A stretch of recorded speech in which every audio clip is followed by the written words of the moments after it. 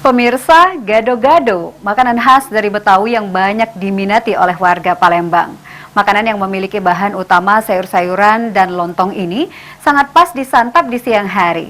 Nah, di Jalan Opi, Jakabaring, Palembang, gado-gado Mang Jamil menjadi favorit warga.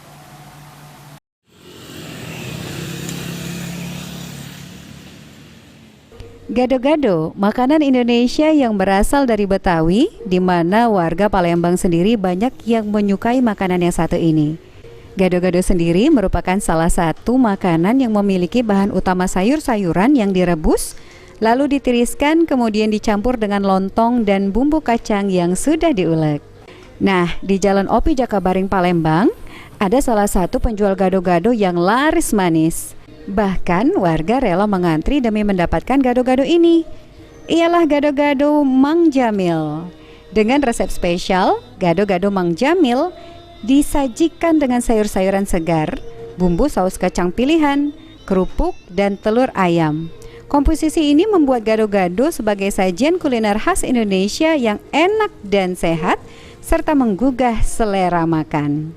Menurut keterangan Mang Jamil, jika dirinya sudah 5 tahun berjualan gado-gado di sini, di mana untuk sekarang omset pemasukan semakin bertambah dalam sehari, 70 porsi gado-gadonya bisa terjual.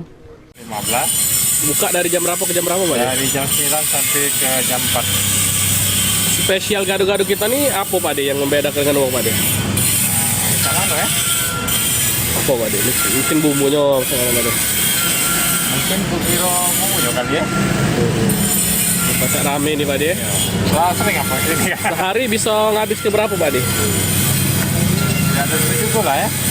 Kadang-kadang 70 porsi, Pak De. Pak De, untuk BBM naik ini kita menaikkan harga juga nggak, Pak De? untuk hari ini belum kayaknya. Belum, Pak De. Irawan, PAL TV.